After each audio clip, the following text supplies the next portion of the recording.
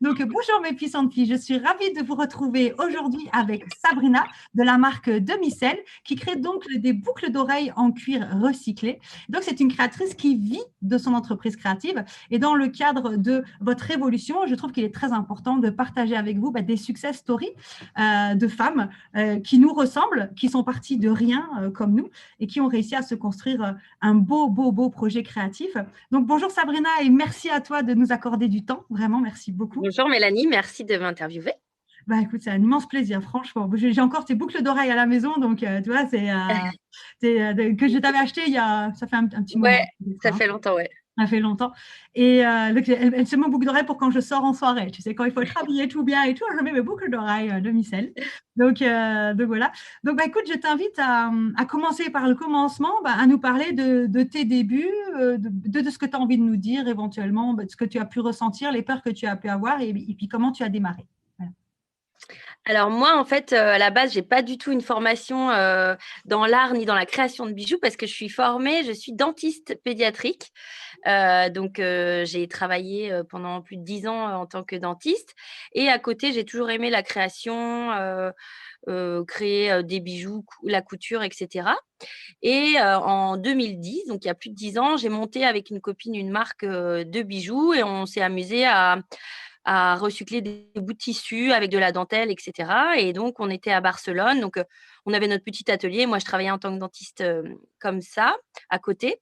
Et puis, j'ai continué. Je suis rentrée à Rennes. Elle a fait autre chose. Donc, j'ai gardé la marque toute seule et j'ai découvert le travail du cuir. Donc, j'ai continué à explorer cette matière pour laquelle j'ai eu vraiment un coup de cœur parce que dans la découpe, la noblesse de la matière, etc., j'ai vraiment adoré travailler ça. Et puis, j'ai développé comme ça, à côté de mon travail, par vente aux copines. J'avais un petit blog et puis petites ventes privées comme ça à droite à gauche, des petites ventes en appartement, etc. Mais sans jamais penser qu'un jour, je vivrais de ça et avec beaucoup de peur et beaucoup de questions de légitimité. Ça, je pense que ça peut parler à du monde où vraiment je me disais mais je me sentais, un peu opportuniste, même si j'adorais faire ça, mais j'avais pas les clés ou même les relations, etc. Donc, je faisais ça un petit peu dans mon coin. Et puis, petit à petit, les choses se sont un peu accélérées puisqu'on m'a proposé d'ouvrir une boutique à partager dans Rennes, donc ma ville. Et l'idée, c'était d'ouvrir une boutique à 10 créatrices autour de l'enfant et d'avoir une marque de bijoux pour les mamans. Donc, elles ont fait appel à moi qu'elles avaient rencontré via des petites ventes privées comme ça. Donc là, vente panique, en me disant: «Mais moi, je suis dentiste, je tiens pas une boutique, je sais pas faire». Et puis, c'était que 2 jours par mois. Donc là, mon chéri m'a dit: «Mais attends, 2 jours par mois, on va les trouver les 2 jours pour que tu ailles tenir cette boutique et puis que tu fasses tes bijoux à côté». Donc du coup, je venais d'accoucher de ma deuxième fille. En plus, elle avait 1 mois et demi. En plus, je rentrais dans un nouveau cabinet, pour soigner que les enfants. Enfin, c'était tout arrivé en même temps. Mais je me suis dit: «On y va». Et puis, c'était une super expérience parce que, j'avais les retours des clientes sur mes bijoux. Je tenais la boutique 2 jours par mois, donc j'avais, possibilité de voir les gens, leurs réactions. Puis j'avais les retours aussi des autres filles qui tenaient la boutique sur mes bijoux. Et puis là, ça a vraiment, vraiment bien marché. Et je suis toujours quand même dentiste à côté, 2 jours par semaine. Et là, les choses s'accélèrent un peu dans le sens où, il y a des filles qui tiennent des boutiques d'autres villes qui viennent, chez Tipeee, donc c'était la boutique qu'on tenait. Ils disent: «J'aimerais bien vendre demi-sel, dans ma ville, à Tours, Angers», voilà. Et sauf que, moi, je suis toujours dentiste à côté. Et puis, j'ai pas de catalogue, voilà, je fais ça un petit peu à la va comme je te pousse, j'ai pas de site internet. Mais j'aime toujours ce que je fais au cabinet, donc c'est un peu délicat. Et puis là-dessus, ma collègue, dentiste me dit: «Moi, je vais ouvrir mon propre cabinet pour soigner les enfants, donc le temps que j'ouvre ce cabinet, il y a 6-8 mois où, soit tu restes là où on est, soit, voilà». Donc au début, je me dis: «Oui, oui, je reste là où je suis dentiste, et cetera».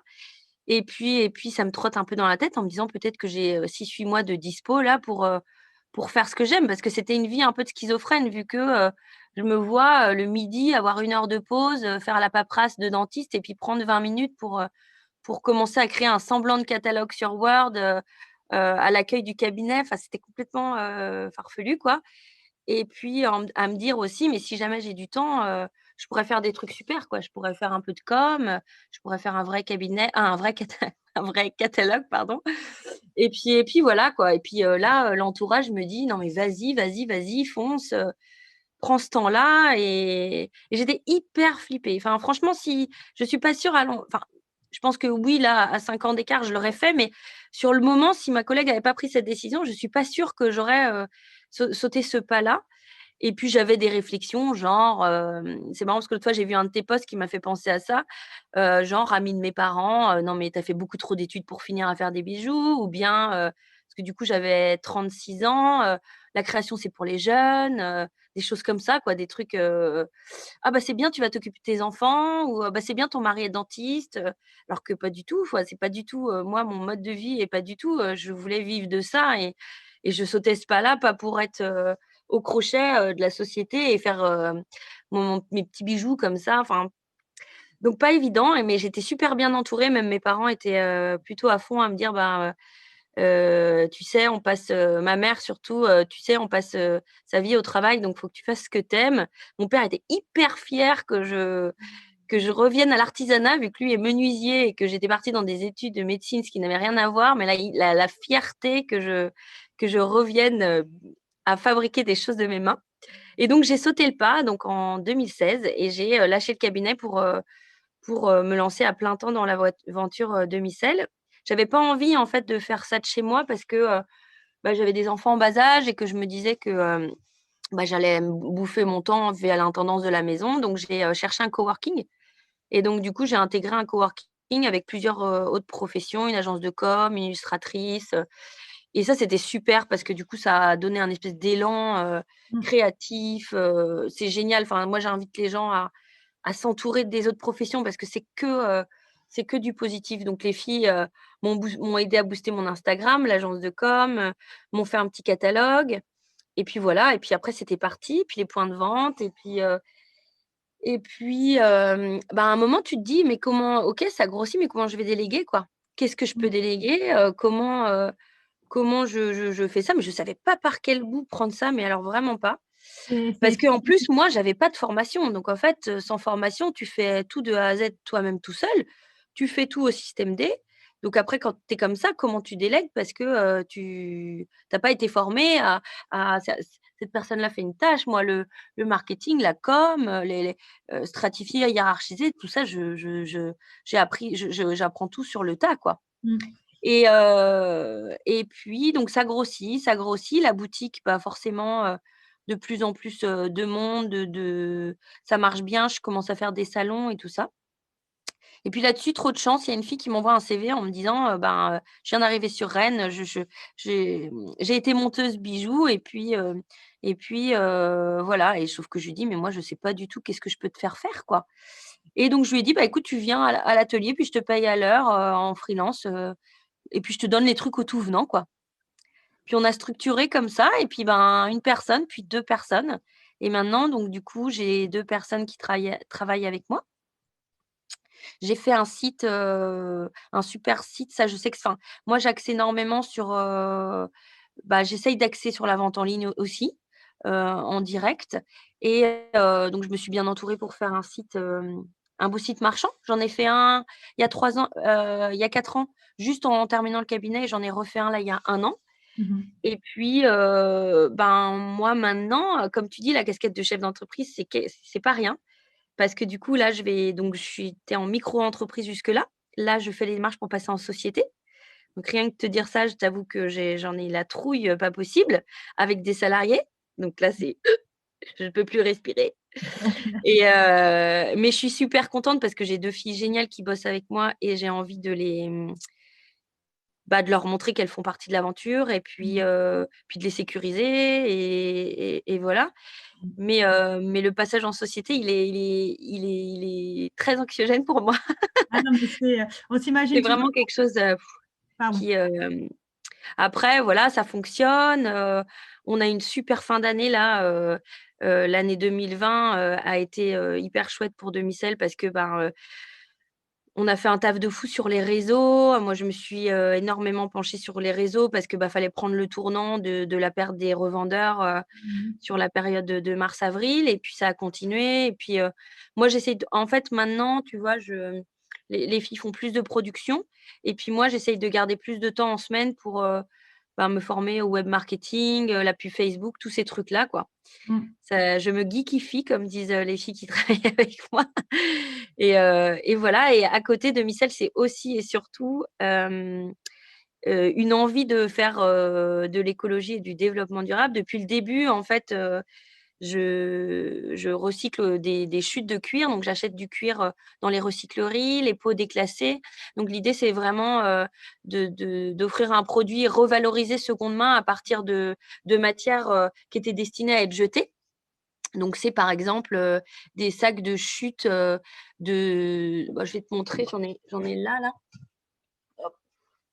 C'est vraiment, tu vois, des morceaux de cuir qui ont été utilisés pour couper, voilà, je ne sais quoi dedans, tu vois. Et moi, l'idée, c'est que j'utilise le reste pour, euh, pour faire mes bijoux.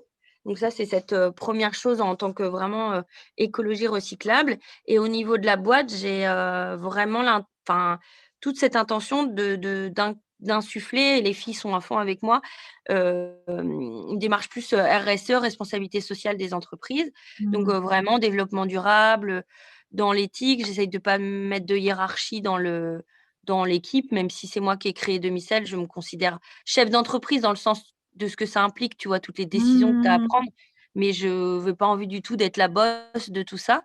Et dans cette idée-là, d'écologie, tu vois, on réfléchit à tous les gestes qu'on fait. Tu vois, derrière, tu as tous nos cartons d'envoi qui sont toutes les boîtes qu'on récupère à droite, à gauche, chez les chaussures, tout ça. Dès qu'on a un truc chez nous, hop, une petite boîte pour les revendeurs, c'est parfait. Mmh. Et puis, toute une éthique même moi, je suis très je suis très zéro déchet au niveau perso. Et du coup, on essaye tout en privé, en fait, de tendre vers ça. Donc, c'est aussi super chouette d'avoir cet esprit d'équipe-là autour de ça, quoi. De toujours réfléchir comment, là, tu vois, on met nos bijoux dans des sachets, des sachets pour envoyer aux revendeurs. Et c'est une ancienne étudiante à moi, orthodontiste, qui nous amène ces sachets d'empreintes, tu vois. Elle les passe par la fenêtre, toc toc, et elle nous amène ces trucs. Donc là, nous, on kiffe. C'est vraiment ça qu'on a envie de faire, quoi. Mmh. De pas acheter, de jamais. En fait, ça fait 5 ans que j'achète pas de plastique, quoi. C'est l'idée Ouais. aussi de Demi-Sel. Ça me parle beaucoup parce que c'est aussi un autre système de fonctionnement ici. Moi, j'essaye dans la mesure du possible d'être écologiste. Et c'est pareil, c'est souvent Anne-Marie, je lui fais Anne-Marie, t'as pas débranché ton chargeur. Tu vois, pareil, on recycle Ouais, les cartons, les papiers bulles, les papiers en polystyrène. Dès qu'on reçoit, on garde et puis on utilise pour nous, pour les box, pour nos abonnés, tu vois. Donc, je me retrouve parfaitement dans tout ça. Et tu as dit beaucoup de choses très intéressantes qui, effectivement, sont pas mal de blocages chez les PI. Il y a la question de l'entourage. Tu as de la chance d'être bien entouré parce qu'effectivement, il y a pas mal de PI qui ne sont pas suivis parfois même par le conjoint. Ou mmh, parfois même le conjoint leur dit mais c'est cher ce que tu vends. Alors moi j'aime bien leur dire bah oui, demande-lui s'il accepterait de travailler pour la moitié du SMIC, tiens ton mari. Hein. Et je pense pas qu'il aura la même réponse. Hein. Donc voilà. Mais oui, effectivement, c'était important l'entourage, comme tu l'as souligné. Et puis, si l'entourage ne suit pas, c'est important de réussir à s'en détacher et de se créer un entourage tout à fait. Ouais, qui comble. Parce que, comme tu disais très justement, merci, le réseau professionnel est très, très, très, très important. Et effectivement, même si ça peut avoir un coût, moi, j'encourage beaucoup à prendre des ateliers à l'extérieur. Parce que quand on est à ah la ouais, maison, on s'arrête jamais, tu vois, pendant la pause de midi, on fait une lessive, voilà. Et puis souvent, l'entourage a l'impression qu'on ne travaille pas, il débarque à l'improviste. Ou alors, ouais. souvent, la fille elle-même, elle culpabilise de ne pas avoir fait des choses dans la journée parce qu'elle a l'impression de donner cette image de je suis à la maison, je ne fais rien. Et c'est vrai que de trouver un espace cowork qu'on peut partager, franchement, c'est l'idéal parce que déjà, ça stimule créativement, mais complètement. Moi, Ah ouais. j'ai un bureau depuis 1 an et 3 mois. Avant, ça faisait 10 ans que je travaillais à la maison, mais je revis, quoi. Mais Ah, si je veux faire une ça n'a vidéo, rien je à peux voir. la faire. Ouais, ouais. Si je veux faire une vidéo, je peux la faire. Quand j'ai besoin d'une pause, je vais à la cafette et j'ai des copains du bureau, tu vois, avec qui on a sympathisé, des autres entrepreneurs. Et voilà, et intellectuellement, c'est riche, quoi, tu vois, parce que souvent on s'enferme à la maison on se gagatise un peu. Moi, je me rappelle, à un moment, je trouvais plus mes mots, je savais plus parler, mais j'avais tellement l'habitude de parler avec mes enfants qui avaient 2 et 3 ans que, tu sais, à un moment, ton Ouais, cerveau. ouais, complètement. Ouais, ouais. Et donc, c'est effectivement quelque chose de très important, ce que tu as dit. Et puis, bah, la posture d'entrepreneur, justement. En général, quand on démarre, on a l'impression que c'est le démarrage qui est difficile et qu'après, voilà, en fait, c'est des paliers. Alors, c'est pas pour faire peur, Ouais. mais c'est vraiment ça, hein, c'est des paliers. Moi, quand je suis passée du statut d'indépendante à société, mais je m'en suis rendu compte après, hein, mais j'ai vraiment fait l'autruche. Mais j'ai vraiment fait l'autruche. Même mon logo, j'avais refait mon logo moi-même, je m'étais mis dans une bulle pour te dire à quel point j'étais dans ma bulle, dans mon truc. Je me suis complètement renfermée en mode, oh, parce que les responsabilités, en fait, c'est vraiment passé du statut de petit indépendant à une société qui a des salariés, parce que pareil, j'ai aussi des salariés. Et tu dis, punaise, ben, le chiffre d'affaires, s'il ne rentre pas, ben, ça impacte les salariés. Ah ouais, ouais, non, mais complètement. Et, mais ce que je voulais te dire, c'est que finalement, ça tire vers le haut parce que justement, on ne travaille plus que pour nous. Bah, tu as déjà Oui. travaillé avec elle depuis longtemps, mais Anne-Marie travaillait avec moi avant d'être salariée aussi. Mais et moi, personnellement, j'ai trouvé génial parce qu'Anne-Marie, depuis qu'elle est salariée, elle a une vraie place dans la société. Donc, elle ose proposer des choses, elle ose, tu vois, voilà, prendre sa place en fait. Alors qu'avant, ce n'était pas évident parce qu'elle était freelance, elle passait, mais du coup, sa place en tant que freelance, c'était simplement une tâche d'exécutif. Et là, tu Mhm. vois, elle a une autre dimension, ça lui fait du bien et ça me fait du bien. Je ne pourrais plus me passer d'elle, tu vois. Elle est trop précieuse, tu vois. Donc, Ouais, mais c'est pareil pour moi. mais tu vois, je pensais que Ouais. c'était des commerciales, tu vois. Je ne savais pas qu'elle t'aidait au montage, c'est intéressant. Non, non, bah, j'ai pas de commercial en fait. D'accord. Et du coup, les boutiques, c'est des personnes qui t'ont démarché dans la première boutique où tu étais alors à chaque fois. Bah ouais, ça s'est fait en fait. J'ai la chance qu'on vienne vers moi, tu vois, via Instagram ou via des gens qu'on vu dans des boutiques. Ça s'est fait par le réseau bouche à oreille. Mm. J'ai démarché quelques boutiques, mais vraiment pas beaucoup. Beaucoup. Mais c'est d'où l'importance d'être visible, hein, s'accorder de la visibilité et une Ouais, visibilité qui est aussi à la hauteur de l'image de l'entreprise, parce que toi, tu as toujours eu une très belle image de marque, tes photos étaient toujours soignées. Enfin, moi, à chaque fois que je vois passer des éléments de la marque de Micelle, que ce soit sur les réseaux sociaux ou sur Internet, c'est toujours en adéquation, je trouve, tu vois, avec ouais, le c'est côté gentil. haut de gamme. Et je trouve que tu as eu l'intelligence vraiment de réussir à mêler ce côté upcycling et haut de gamme, parce que souvent, des filles hésitent hein, quand elles sont dans le recyclage. Oui, Elles se disent, ah, mais ça vaut rien, c'est du recyclage. Mais non, parce que le plus important, c'est le savoir-faire. C'est ça qui a de complètement. la valeur, en fait, hein. Donc, Mm. et c'est pas parce qu'on recycle que la matière première n'a pas de valeur. Je dirais même, moi, je pense même qu'elle a plus de valeur parce que, Bah, c'est encore plus précieux parce que moi, quand je fais des bijoux avec des chutes de cuir, tu vois là, tu les retrouves pas. Je peux pas reproduire après sur une autre saison, ça n'existe plus. Donc et puis, je peux en faire une quantité quand même. Mais c'est des pièces qui sont en petite série entre guillemets et qui sont fabriquées à la main. Donc comme on n'est pas des robots, rien n'est monté exactement au millimètre près.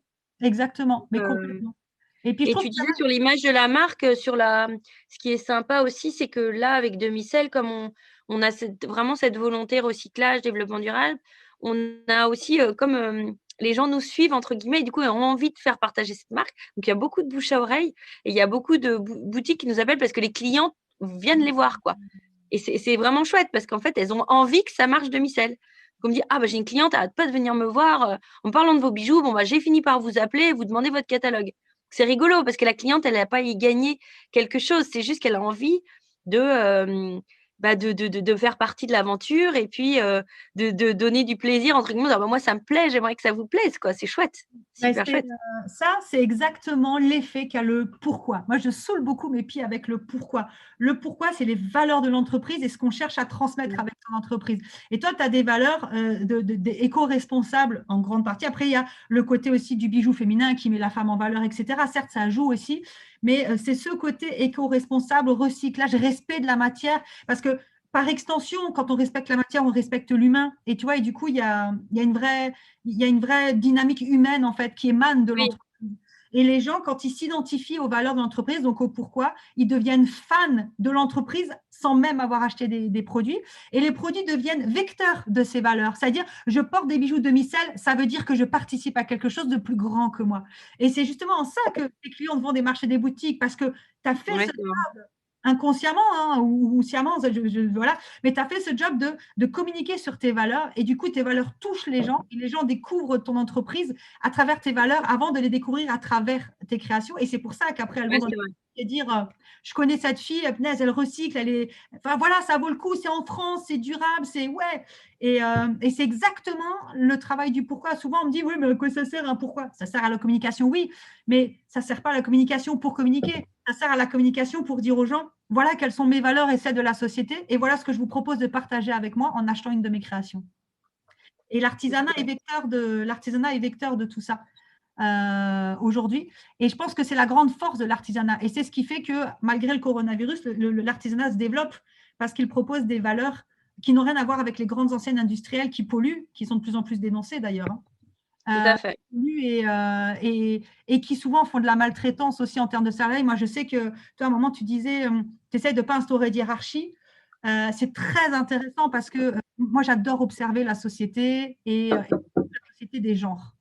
Et il y a une étude sociétale qui a été faite qui dit que il y a une très grande différence entre le management et l'entrepreneuriat, hein, par extension, hein, au masculin et au féminin, sans chercher maintenant à dire les hommes c'est mauvais ou quoi, c'est rien du tout, hein, c'est pas ça, mais simplement de dire le management au masculin, c'est un management, on appelle ça de prédation. Il y a une hiérarchie, c'est très il y a un chef, le grand chef, et les sous-fifres, si on peut dire, hein, en quelque sorte, il y a une volonté de conquête de territoire, de conquête de parts de marché, d'apporter des contrats, d'apporter de l'argent. C'est une dynamique très, très yang, en fait, hein, très, très, très dans le fer. Alors que les femmes, elles ont une approche plus familiale de la famille. C'est un réseau où tout le monde a sa place.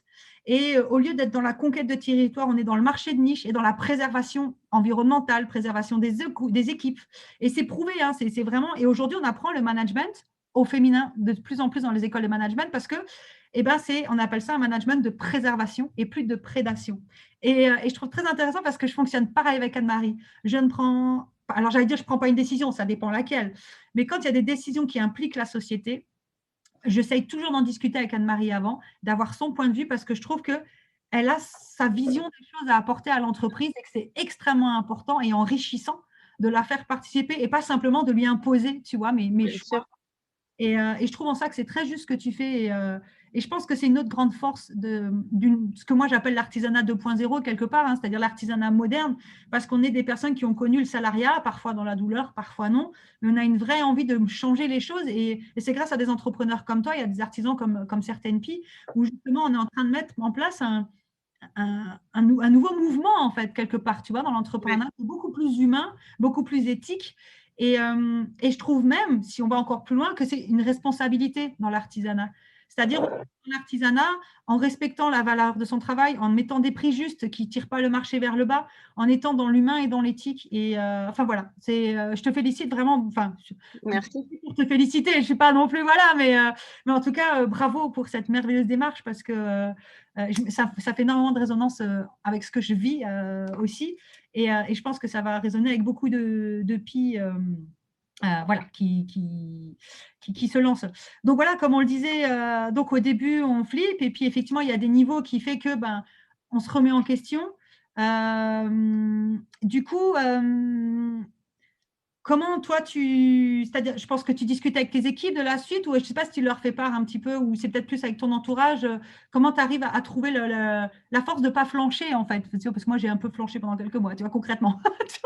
Quand tu dis la suite, c'est ça qui va me donner une urticaire, tu vois. Moi, j'ai toujours eu super peur de la suite, de ce qui allait se passer, parce que tu vois, moi, j'ai fait des études pour être dentiste, et quand tu es dentiste toute ta vie. Enfin, tu vois, c'est tracé, tu fais pas autre chose, tu vas pas, tu changes pas de boîte pour développer ton métier d'une autre manière. C'est que, voilà, donc c'était une question que je me posais pas, et donc quand j'ai pris la décision de me mettre à plein temps, je me disais, ah là là, mais est-ce que je ferai encore des bijoux à 50 ans? Et ça me foutait les boules, mais c'était vraiment…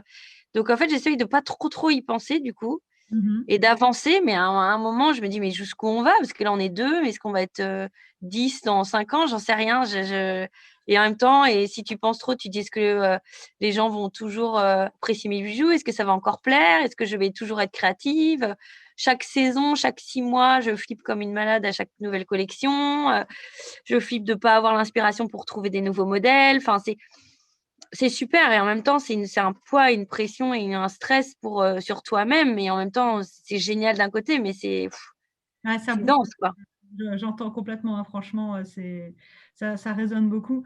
Mais je pense qu'effectivement, tu as soulevé une des clés, hein, quand on est dans ce type de situation-là, c'est d'être dans l'instant présent.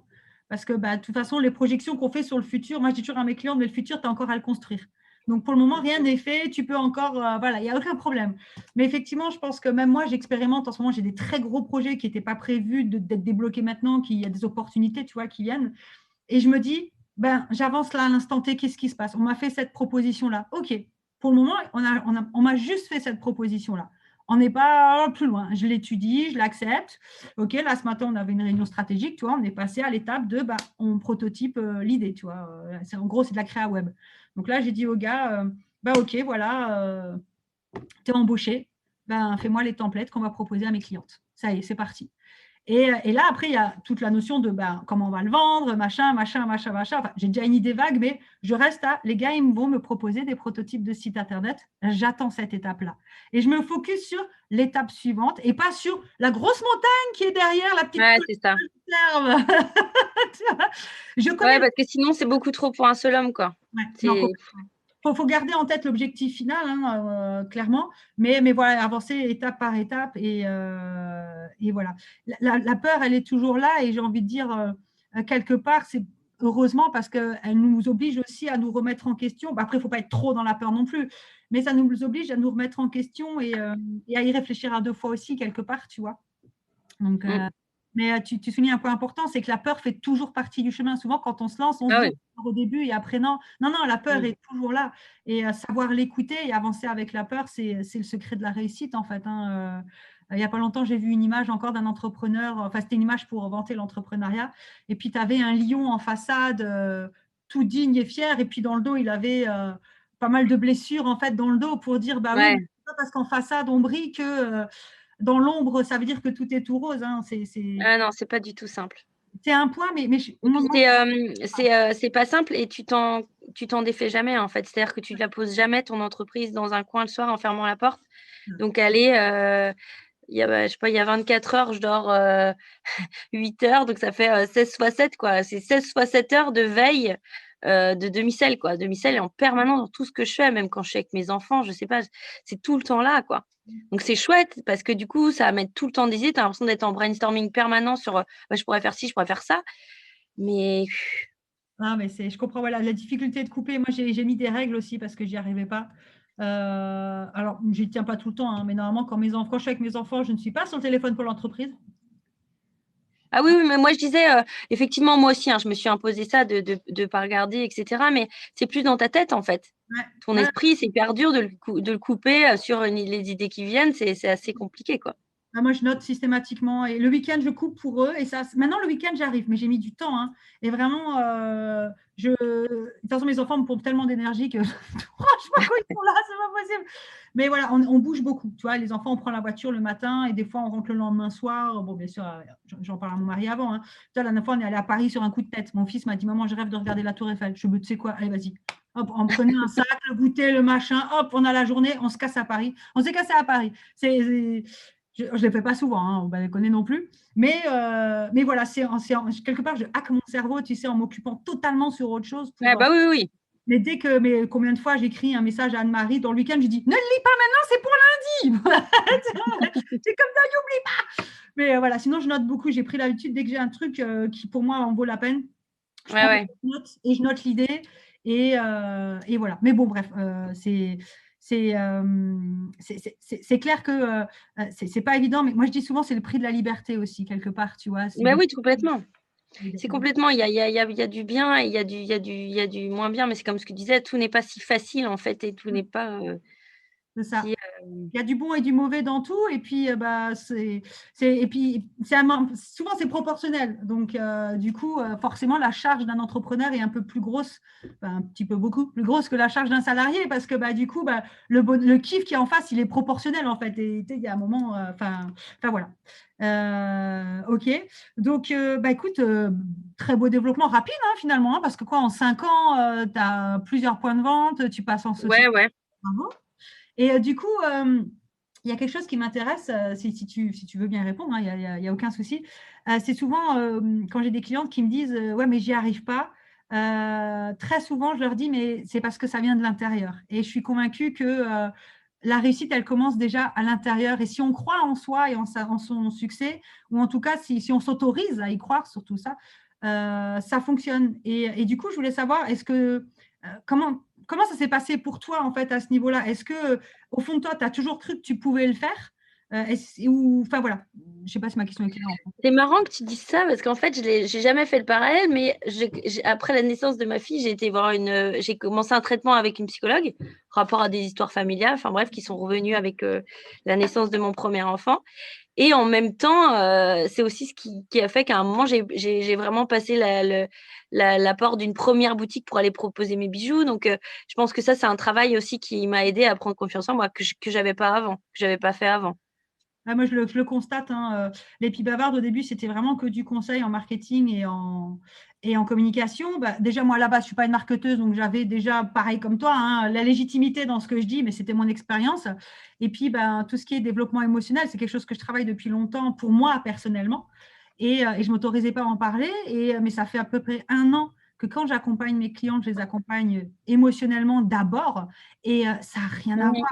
J'ai vraiment Mhm. beaucoup plus de pics qui m'envoient en me disant ça y est, j'ai boosté mon chiffre d'affaires. Parce qu'avant, je leur donnais des compétences, mais il y avait un blocage, qui était là, qui souvent les empêchait même d'utiliser ces compétences-là. Et là, en fait, maintenant, elles savent comment réagir au blocage. Et du coup, il y a cette force d'y aller. Je suis vraiment convaincue que l'émotionnel joue énormément sur le succès. Donc voilà, effectivement, il y a des chances que la psy que tu as pu suivre à ce moment-là a Oui, j'ai débloqué. pas été accompagnée pour ça, mais j'ai eu un accompagnement global. Donc, forcément, je pense qu'il tend vers ça. Et puis, à continuer aussi, tu vois, parce que du coup, je la vois moins fréquemment, mais quand même, de loin en loin, à aussi m'accompagner sur cette histoire de société, de prendre des salariés, des choses comme ça. C'est quelqu'un avec qui je discute de ça. Ouais. Donc, forcément, ça te fait une béquille, quoi. Ah, mais moi, c'est ma mentor, enfin, je l'appelle ma mentor parce que c'est elle qui m'accompagne en développement émotionnel depuis longtemps, et c'est elle qui m'a poussée à oser en parler, à me montrer que j'avais des compétences, tu vois. Typiquement, elle m'a foutu, enfin, on était à des lives de notre groupe, puis d'un coup, elle dit, bon, là, maintenant, Mélanie, elle va vous parler de ça, ça et ça. Je suis pas au courant que je devais intervenir dans le groupe. Ouais. Et finalement, je me suis rendu compte que, ouais, effectivement, je pouvais répondre aux questions, je pouvais accompagner, tac, tac, tac, tu vois. Et du coup, mais encore aujourd'hui, je vois cette personne 2 fois par mois et j'ai besoin d'elle, j'ai besoin. Je pense que je suis convaincue qu'un bon chef d'entreprise et un chef d'entreprise qui prend le temps de se former, de prendre soin de lui, en fait, Mm. c'est chose d'important. Et Oui, puis effectivement, ça absorbe aussi tout ça que tu veux pas mettre sur ton conjoint ou sur ton entourage. Ça absorbe. Moi, je sais qu'elle me dit, vous laissez tout. Je suis la poubelle entre guillemets de vos émotions, et puis vous me laissez tout ici, et puis après vous continuez votre chemin jusqu'à la prochaine fois, quoi. c'est Et exactement ça. c'est hyper bénéfique. Ouais, là, je suis d'accord avec toi, c'est important. Je pense vraiment que l'émotionnel est tout aussi important que les compétences. Et tu en es la preuve, franchement. Encore une fois, bravo pour tout ce succès, c'est vraiment top. Alors, je ne sais pas si tu avais envie de rajouter quelque chose que je n'ai pas forcément pensé à te demander ou qui t'est venu à l'idée entre-temps. Ben non, j'ai l'impression qu'on a balayé pas mal de choses. Effectivement, on a abordé beaucoup de sujets Oui, très, je pensais, tu vois, on s'est posé la question, tu vois, community management et réseaux sociaux, et moi, je tiens à continuer à le faire moi-même pour l'instant, que je peux, parce que je trouve, comme on disait, que la marque et l'image de la marque, c'était cette déontologie que j'avais mise en place, et que pour l'instant, je trouvais que c'était intéressant que je continue de le faire, et que c'était authentique aussi, quoi. Bien sûr. Ouais, je te comprends parce que moi, perso, j'ai une community manager pour Instagram, et là, elle va commencer à s'occuper de Facebook parce que je le laisse à l'abandon, mis à part les vidéos que je fais le matin avec mon chien. Et j'ai eu ce gros problème-là aussi de me dire, punaise, moi, je suis quelqu'un qui a j'ai un besoin vital d'authenticité et de spontanéité. C'est horrible, c'est au point que j'ai du mal à organiser ma société. Voilà, ça va quand même un peu mieux, mais j'ai beaucoup de mal à être dans quelque chose de très structuré parce que où est la spontanéité dans tout ça, en fait? Tu vois, à un moment, moi, j'ai besoin d'authentique. Et du coup, bah, c'est présenter le truc de dire, bah, punaise, les réseaux sociaux, j'ai pas le temps, c'est à l'abandon. Qu'est-ce que je fais? Et en fait, à ce moment-là, comme tu disais, comme par magie, c'est toujours quand on est aligné et qu'on est prête hein, que les choses se présentent, j'en suis sûre. Oui. Je rencontre une nénette qui est community manager et je lui fais part de mes appréhensions et elle me dit ouais mais écoute c'est toi qui me donne le contenu en fait moi je m'occupe simplement de voilà de le préparer pour qu'il soit diffusé et tout. Elle m'a dit mais tu as la main dessus quand tu veux et puis c'est toi qui me transmets de quoi tu veux qu'on cause quoi. Moi j'interviens pas au-delà de l'aspect technique et elle m'a vachement rassurée. Du coup on a testé. Et puis, bah, tu vois, comme dit aujourd'hui, je vais lui confier mon Facebook parce qu'effectivement, tous les débuts du mois, elle m'a obligée à m'organiser aussi. Ça, c'était intéressant. J'ai été obligée d'organiser ma communication. Alors là encore, les résistances, l'authenticité, la Ouais. spontanéité. Mais finalement, non, parce on a une thématique par mois qui correspond quelque part à l'énergie du mois. Hein. Toi, chaque mois, toi, en janvier, on est dans une énergie d'organisation. Février, on commence à être dans une énergie d'ouverture au printemps, à tout ça. Toi, c'est la fin de l'hiver, on est fatigué. Mais... Et donc, du coup, je me suis basée sur ça. Et ça me laisse toute l'amplitude que je veux pour parler de ce que je veux dans cette thématique-là. Et elle a vraiment su m'apporter un cadre, mais un cadre souple dans lequel qui permet, moi, de ne pas partir dans tous les sens, parce que, voilà, avec le cerveau qui a 50 000 idées à la seconde, je pense que tu connais un petit peu le problème. Et finalement, c'est pas trop mal. Mais c'est vrai que j'ai eu énormément de mal à lâcher sur ça. Et les filles, souvent, hein, quand je leur dis, bah, tu peux déléguer les réseaux sociaux, sauf si Ouais, c'est pas évident. elles sont pas très douées pour la com. Enfin, elles se jugent pas douées pour la com, ça c'est encore autre chose. Mais alors là, elles ont plus de facilité. Mais encore, ça coince quand même parce qu'elles disent ouais, mais le rapport au client, il est un peu biaisé quelque part. Mais voilà, je suis passée par là aussi. Effectivement, c'était. Mais aujourd'hui, tu vois, je suis contente parce que elle s'occupe d'Instagram et des réseaux sociaux. Mais par exemple, les stories, c'est moi qui fais. Ben, c'est pas elle. Ouais. Et j'arrive à. Et puis, bah, je suis quand même souvent sur Instagram à liker, à commenter. Hein. Vraiment, elle organise juste la com.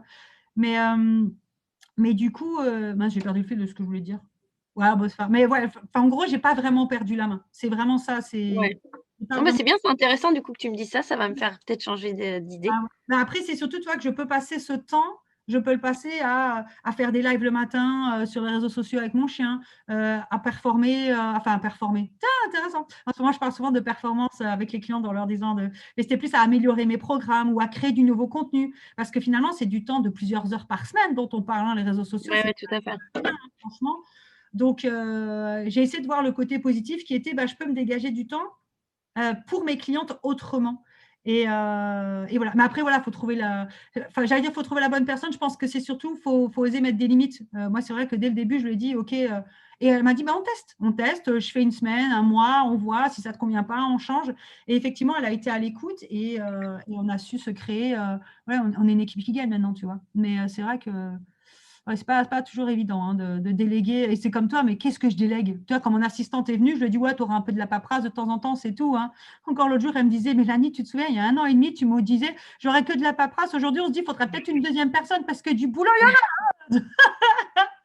Bah et, oui, c'est ça. et c'est vrai que dès le début, on se dit, oh, mais comment faire? Mais on peut y aller à tâtons, comme tu l'as fait avec les filles de ton équipe, comme j'ai fait avec Anne-Marie, c'est dire, écoute, on teste, on voit bien où ça nous mène. Et puis voilà. Et souvent, ça mène à des très belles choses. Hein. Donc voilà. Enfin bref, je suis une vraie pipelette, hein, pardon. Mais voilà. En tout cas, je te remercie beaucoup, beaucoup pour le temps que tu nous as accordé et de nous avoir parlé de ton expérience, parce que je pense que ça va inspirer pas mal de filles. Bravo. Avec plaisir. Bravo de te à briller comme ça. Franchement, souvent les femmes on bloque parce qu'on a été éduquées, même si nos mamans ont fait attention, mais il y a des héritages, des centenaires d'héritages derrière d'éducation pour s'occuper du mari, des enfants, penser aux autres et pas à soi.